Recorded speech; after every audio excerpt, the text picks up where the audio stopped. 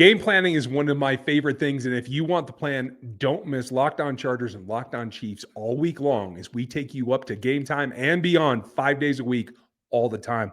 I'm excited about this one because I always like the AFC West matchups. I've lived in every town in the AFC West except for LA now. If they had just stayed put, I'd be happy, but that's fine. It breeds what I think has to be more finite game plans in terms of understanding not just a team's weakness, but individual players a little bit more than the average matchup. So if you put it together, if you're in the room, what's the game plan to beat the Chiefs?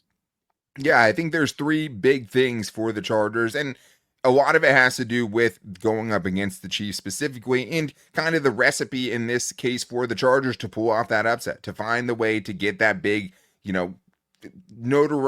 big giant win that is still missing from Jim Harbaugh's first season. Like everyone, you can't look at Jim Harbaugh and say, hey, it's been a bad year. You're 8-4. But what you're missing is that cherry on top. And beating the Chiefs would be that cherry on top for this team. And I think when you're looking at what the Chargers need to do to pull off that upset, it's this.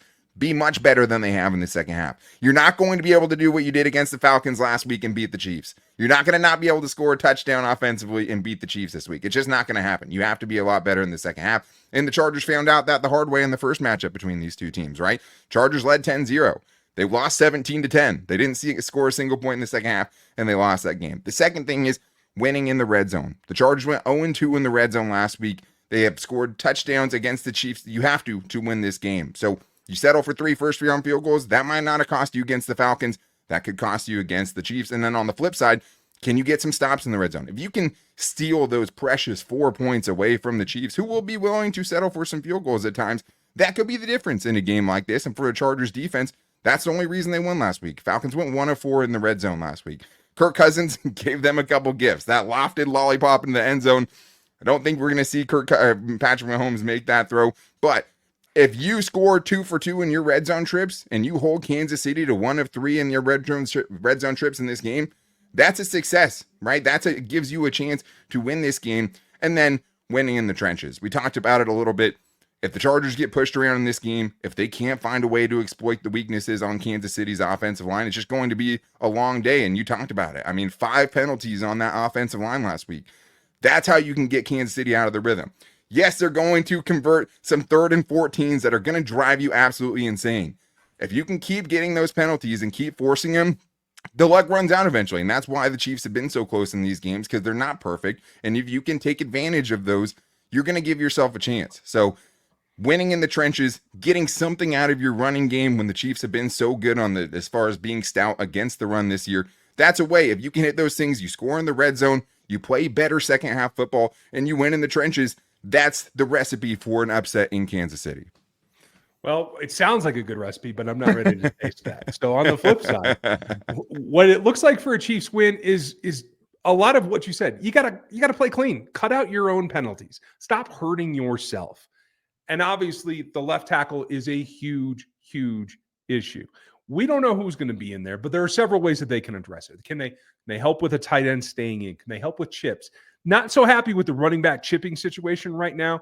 Andy's really reluctant to use it because, quite frankly, they don't emphasize it.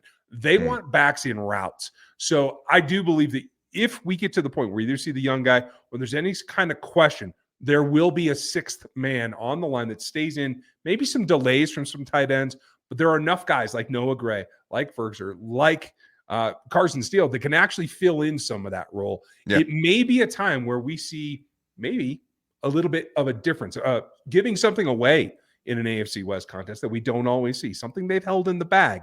Creativity is going to help, but it all comes back to basics for me. You got to man up. You got to take care of Ladd if he's there. You got to make sure that you take care of everyone else, keep everything in front of you, especially if they're going to try to run Gus at you, and really settle down and get back to what your defense has been this entire year. On the offensive side, you have to protect Mahomes, not only in the pass game by taking care of that left tackle spot, but by running the ball. It was 7 touches for Pacheco and Hunt each last week. That's not enough. Chargers are susceptible up front, like you said. If you can move the ball that way and you can stay on target, you can move the ball down the field. And the Chiefs have the advantage when they play like they've been playing this season.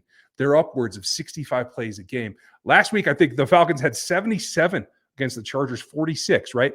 That's the discrepancy that you're looking for by running the ball and attacking them physically on the ground, which is not something we're used to seeing in this division. But that's the way that I think that they can get it done.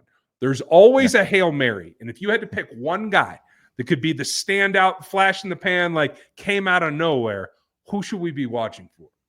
Ooh, I'd say it's Kamani Vidal. And maybe it's wishful thinking by me, but I do think one of the most kind of underutilized parts of the Chargers offense, and maybe something they use to kind of get it going a little bit, is Kamani Vidal and using him as far as running backs being able to catch passes. It's just been non-existent for the Chargers this year. He is one of the few guys, especially if Vlad can't play, he might be the best guy with the ball in his hands as far as the ability to get out in space, to find some explosive, because when you're looking at the Chargers, I don't know if they can methodically do it. Like, I think they need some explosives to kind of get themselves out of the ruts that they've been in these second halves where they're just going 2, 3, 4 drives without scoring, without putting 2 first downs together. Sometimes you need that guy who can flip the field. And when I'm looking for, hey, who's the kind of underdog guy that could do that for this Chargers team, it's Kamani Vidal, kind of a lesser known guy, has only played in 5 games so far this year, but one of the best plays they've had from a running back in the receiving game was his 40+ yard touchdown that he had as the first touch of his NFL career. We've seen it in tiny little spurts. It would be awesome if a guy like that could find this stage and really show up and break out. That could change really, I think, how a lot of people feel about this Chargers offense. Yeah, that makes perfect sense. On the Chiefs end, they're going to try to run some play action. They're going to try to get Xavier Worthy loose. They know they're going to feed Hop and Kelsey. The guy that reaps the benefits from all 3 of those things is Noah Gray, who's been making a lot of plays this season. That guy. You're right? Afraid of Travis Kelsey, and that guy keeps on showing up in the end zone. I'm keeping a special eye on that guy for sure.